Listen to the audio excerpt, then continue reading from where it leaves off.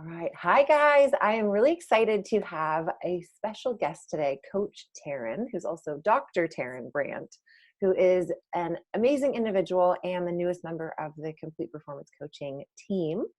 And so I'll ask her some questions today. You guys can get to know her. And then for those of you figure skaters or gymnasts or basically aesthetic sports athletes, she's going to be a really great resource for you going forward in your sport. So hi, Taryn. Thanks for being here today. Thanks for having me. I'm excited to chat with you a little bit more today. Yeah, so I would love to start with kind of a little background on you and how you got interested in sports psychology. I guess I had been a competitive figure skater, started when I was 5 and really had been involved in the sport my entire life, right through actually all of my college and further years. But I guess probably my first exposure to sports psychology was when I was probably 11 or 12 and had Hold on, I'm going to stop you. Your jacket is scratching your microphone, so it's making a little bit funny sound. Okay. So, okay, let's start. I'll start over. Okay. Okay. Just because I know if I'm listening to a podcast and I hear a little scratches, I'm like, ugh. Yeah, I'll try to make sure that doesn't happen. Okay. Good. Okay. And you know what? Should we start with sports psychology? Should we start with just introducing yourself and telling your story? Does it matter? Right. It doesn't matter. I can, yeah. Okay. I can go either way. Okay. Sounds good. All right. So we'll regroup back at, okay. So we'll start by telling us a little bit about you and then how it eventually led you to sports psychology. So I guess I started figure skating when I was 5 years old, came from a family where my dad was a hockey player, wanted all of his kids, he's Canadian, wanted all of his kids to know how to skate. So it was kind of like a very natural thing for me to get started in. And I tell the story because I think it has been a really important part, and it's come back a lot with kind of in a joking way with coaches and people over the years. But my dad actually bought me my first pair of skates when I was like 2 years old, and we'd go to the rink and he'd try to get me out on a public session, and I refused time and time again. I would refuse and refuse and refuse. And I remember back to that time, and at that like 2.5, 3 years old, I remember being aware of the fact that every time we'd go to the rink for public skating, there would be an ambulance parked outside the rink. So I associated skating with being dangerous and that people got hurt. So I kept telling him, no way. My brother came along. He was a couple years younger. He got out on the ice, and I'd just go and I'd stand and watch. And at one point, I think my dad and I sat down and had a conversation, and I told him I would try skating when I turned 5. Because I guess I thought that was an appropriate age where I wouldn't be afraid anymore. I would be safe.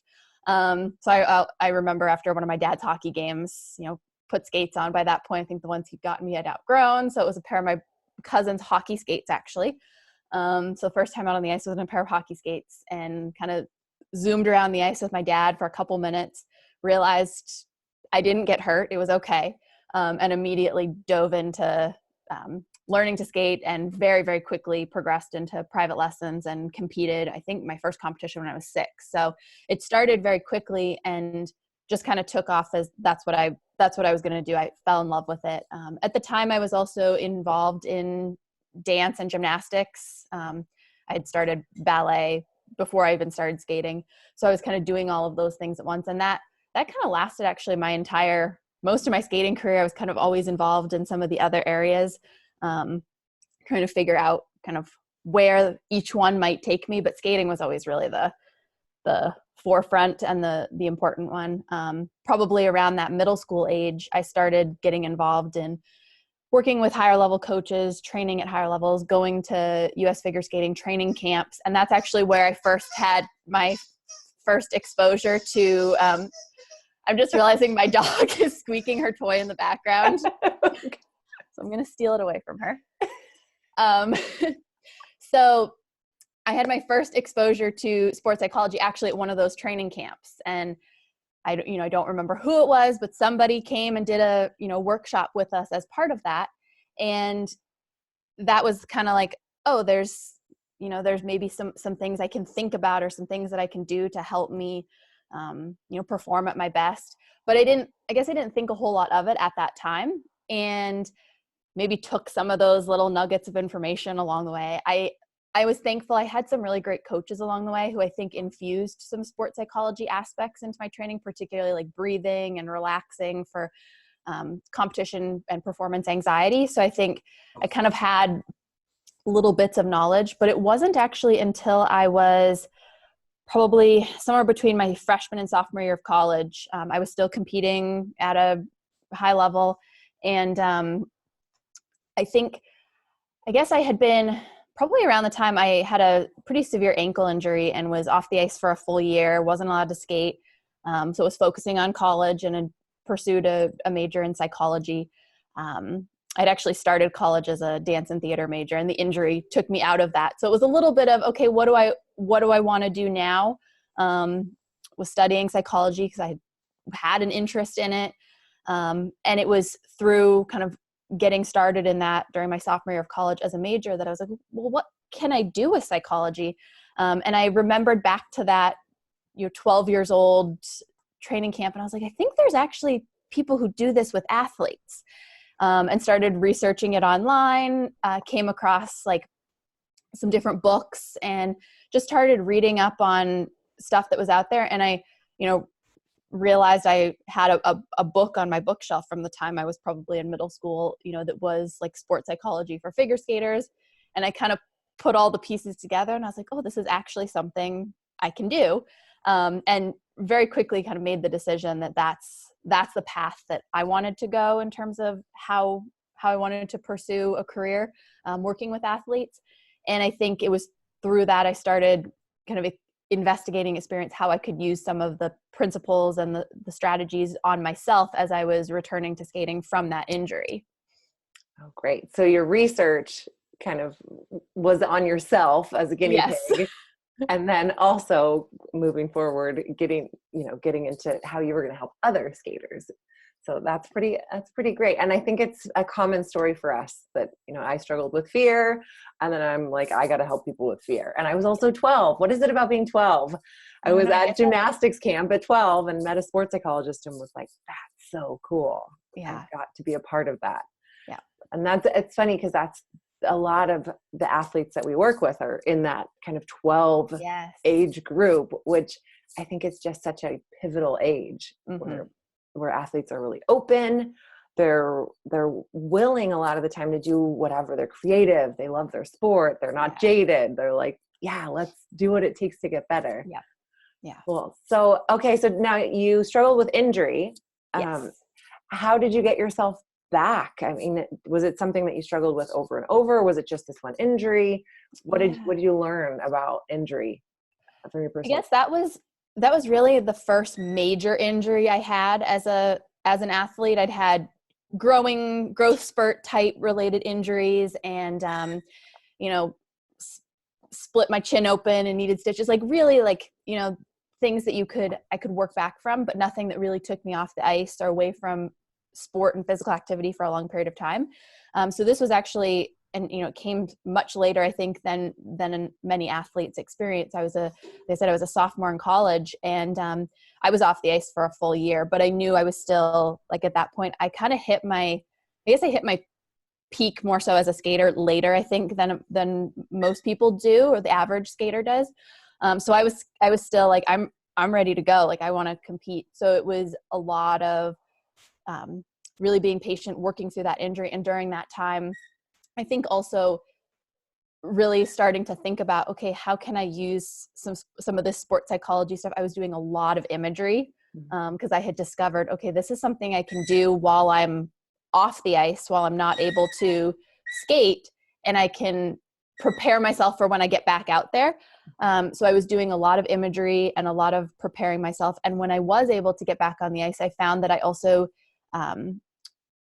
I had missed it so much that there was this appreciation of the fact that I could get back out there. And so I think that was just the fact that I had thought about and I'd set a lot of goals for myself and worked through that helped me to get back out on the ice.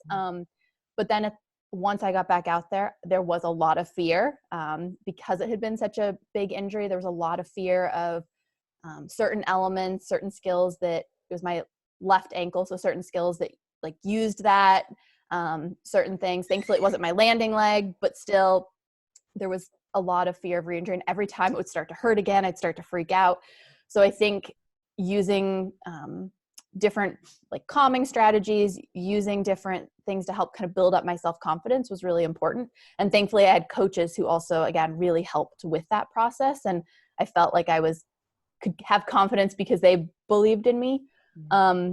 I got back into skating, competed all the way through college. Actually, even while I was pursuing my master's degree, I was still competing at a high level. And actually it was really at the very end of my career, I ended up with a knee injury that I think had like kind of the culmination of many years of skating, which required surgery, and actually led to, in the last 5 years, I've actually had 7 surgeries on the same knee.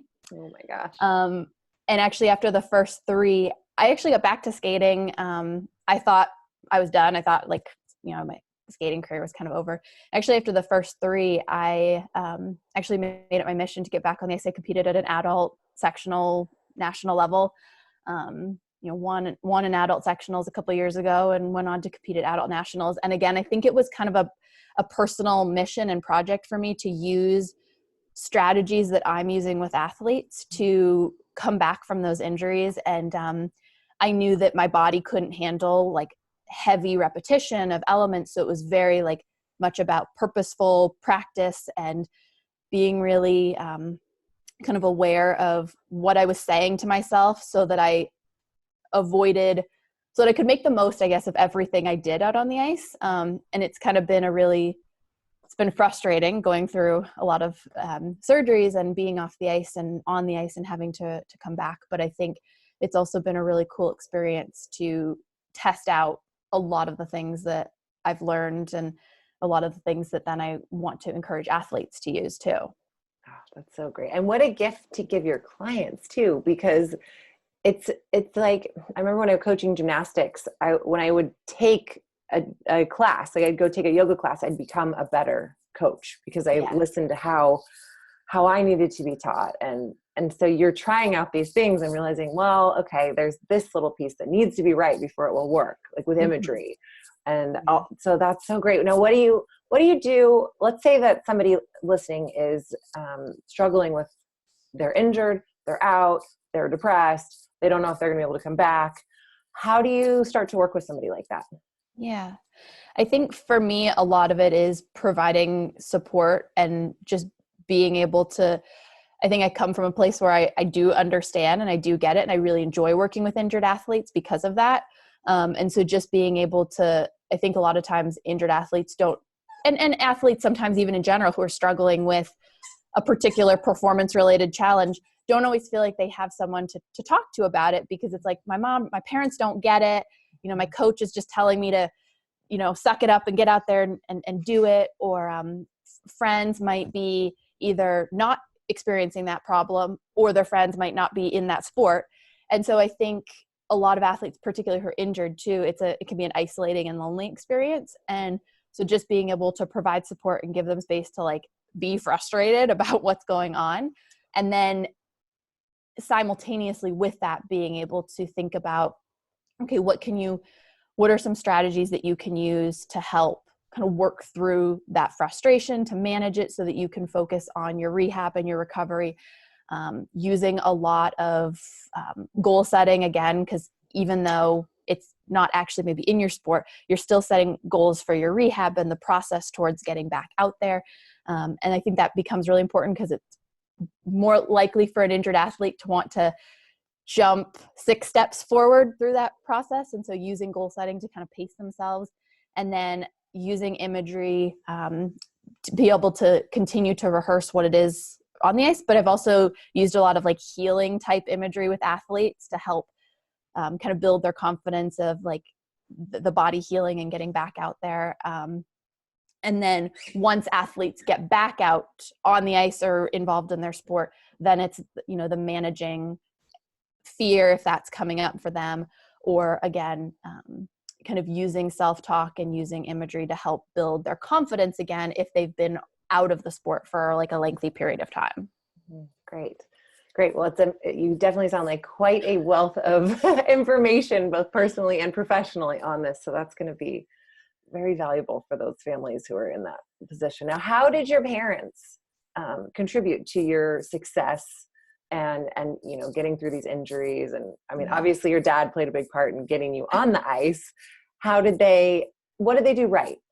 Yeah, I think my parents were always extremely supportive. And I think what I always have felt grateful for is that there was never a lot of pressure that this was what, like, you have to do this and you have to win. And it was always like, they could tell that I enjoyed it. And I actually have a sister who's 4 years younger, who was also a competitive figure skater and gymnast and dancer. We were involved in a lot of the same activities. And so I think for both of us, it was always, they could tell we loved it. And so they supported it and they gave us kind of the things that we needed, but always encouraged it to be kind of on have some autonomy in it. And, I can remember like the years of all the early morning practices, or, needing to get out the door to the rink. And it was always up to me to be ready to go, or me to kind of take that initiative and show the desire to get out there. So it never felt like I was forced to do that type of stuff, which I think I'm very grateful for, because it always felt like I was, for the most part, doing it on my own terms with the support of my parents, not because they wanted me to do it. And I think part of it too is that there's 4 kids in my family. I'm the oldest of 4, and my brothers played hockey. My sister and I skated. And so my mom was the bus driver shuttling people around. And it was very rare, actually, that at least as I got probably to the middle, like late elementary, early middle school age, it's actually very rare that either my parents were at the rink when I was training, or they'd pop in for just like when they dropped me off or like picking me up. And so I think I felt like I had that kind of autonomy, and they always made sure that I was kind of with a coach that I felt supported and like safe and trusted and working with. And then I guess knowing that they weren't always kind of breathing down my down my neck was really freeing. But then those moments when they were there to watch and at competitions, I always felt really excited to be able to show them like what I was working on, because they also, neither of them know really anything about figure skating. So it was kind of like, you look great out there. Like, I don't know what that was that you just did, but you look great. It would take, my mom always hated it when we'd get new programs each year, because she would memorize like which jumps and which elements were where in the program, and then everything would change the next year. And she's like, I don't know what you're doing. So I think that was something that I always felt like they did a really great job of keeping that balance, and also keeping balance for me in skating and in other areas of life too. So it wasn't just about skating. Yeah, the fact that you could be a high-level figure skater while pursuing a master's degree shows that there's some time management skills that came along. Yes, great. Okay, and is there anything that you would go back and ask them to do differently? For the longest time, well, I guess for the longest time as a skater, I begged to be homeschooled so that I could spend more time at the rink.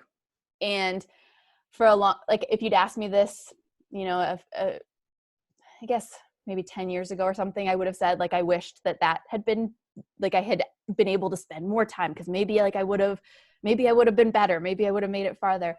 But looking back on that now, I'm actually grateful that that wasn't the case, because I think I benefited from that. I think it's hard because a lot of the things I think back and wish had been different are things that were out of my control. Like my family moved around a lot. So growing up, we moved like every 2 or 3 years because of my dad's job. So I was constantly changing through the first probably 10-ish years of my skating career. We moved every like 2 or 3 years. So I was constantly switching to a different coach and a different training facility. And some of those weren't necessarily really conducive to being an elite figure skater. And so I think that has always been something I look back and wish I had maybe more consistent training in a place where I really could develop that sense of a relationship with a coach. And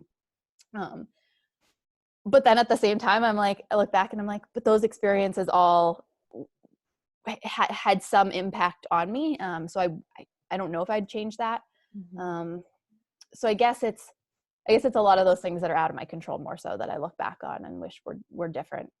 Yeah, that's such a good perspective for those athletes who are going, well, if I wouldn't have had this coach, or if I would have been at that club, or if I would have had this or that, or if the injury wouldn't have happened, and all those things. Yeah. That you can look at it from where you are now and go, actually, that's all part of who I am and my value as a practitioner and as a human, and I'm resilient and adaptable as a result of those things. Yes. And it's hard to see when you're 12 and going, I shouldn't have wasted those 2 years with that coach that messed me all up. But then as you compete in college, you're like, I survived, I'm okay. Yeah. So such good lessons, just to know that even the things that are irritating you or feel like, I wish this was different. You're able to go back and look at it. And like with my fears, if I wouldn't have had my career ended by fears in gymnastics, I would not have the value I have today as a practitioner. So I love it. It's just it's a good reminder that I feel like everything kind of happens for a reason and challenges us and makes us who we're going to be. So, cool. Okay. Did you ever work with a sports psychologist or anybody like that?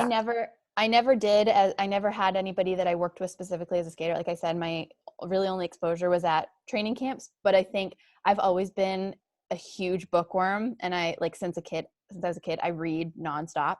And so I think I started picking up kind of as I got aware of the fact that this was I picked up a lot of like books and reading materials, and I would kind of study it on my own and start employing, I would almost kind of became my own sports psychologist, around that, probably early in college through the latter portion of my skating career.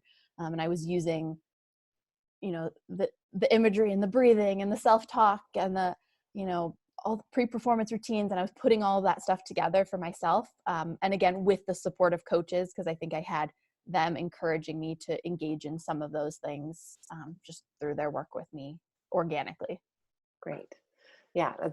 I talk to people who are trying to figure out where they're going to go with their life. And it's like, you just look at what you're already doing and it will give you a good indicator of where you ought to go, that you're already naturally getting all the books and doing all the things. Like if you can get your career to line up with the way your mind works and what you're passionate about, then, so fortunate.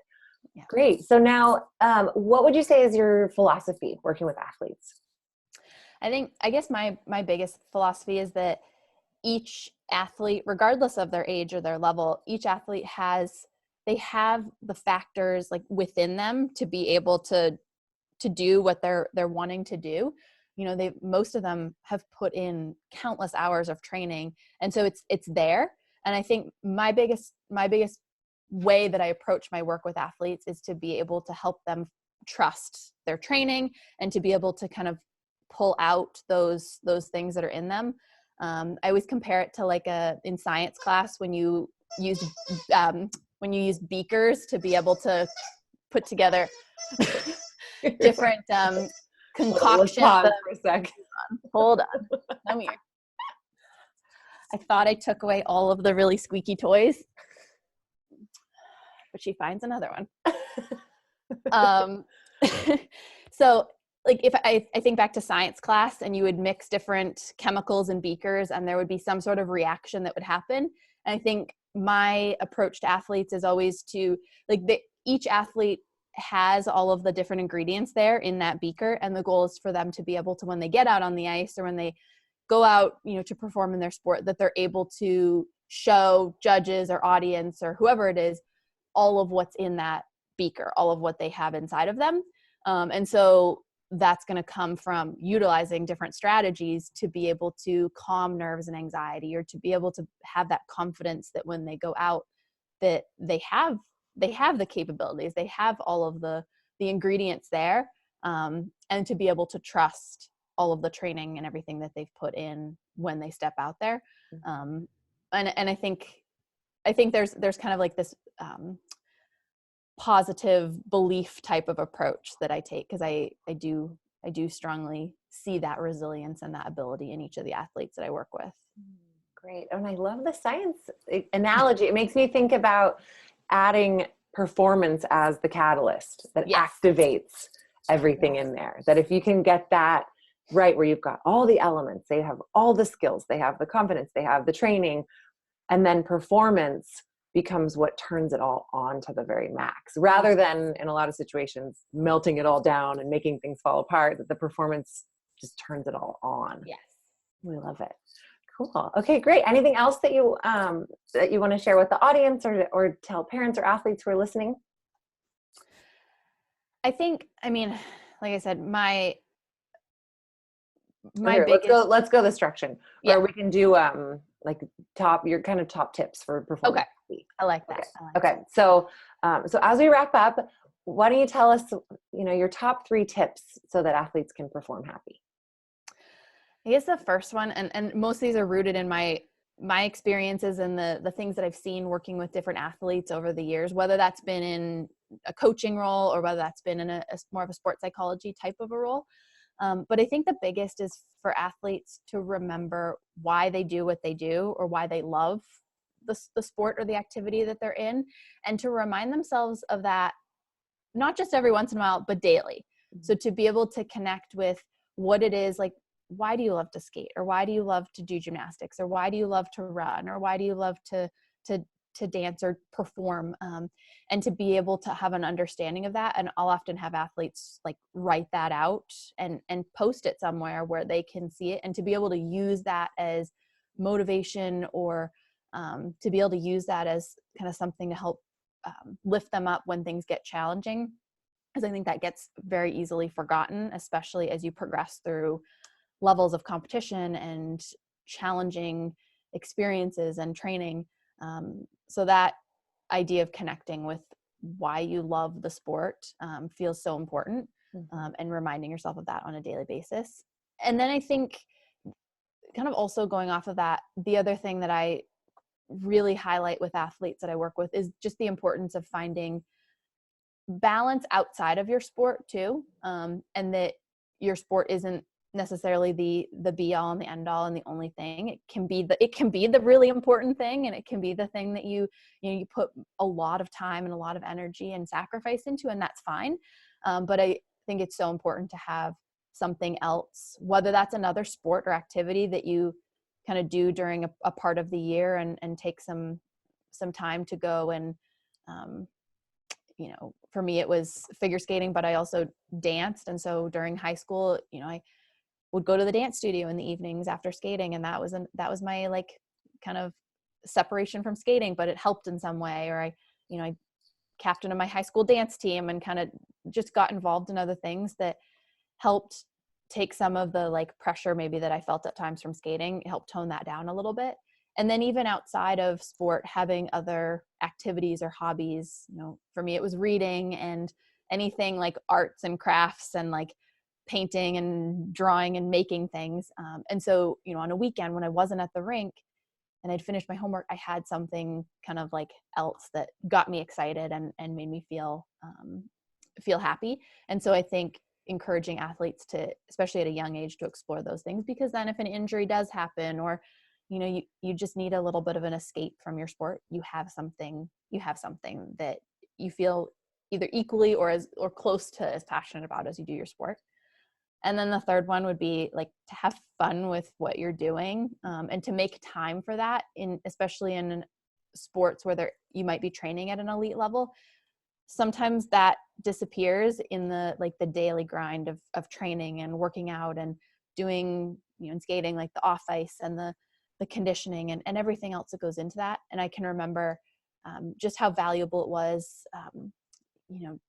like sometimes even the day before a competition, coaches would be gone and headed off with some skaters to go compete. And friends of mine and I would, the end of the training day, and we would just put like our favorite music on, and we would just like interpret, and we'd just skate, and we'd just kind of like be on the ice. And like no jumps, no, skills. And it would just be like, just skating to the music. And that was having fun, but that helped break down like all of the nerves and all of the like pressure that would build up in the rink leading up to a competition. And so making time for it to also just be fun, and to have kind of like the playtime, even as you advance to the higher levels, it doesn't always need to be serious. Awesome. Well, such great advice.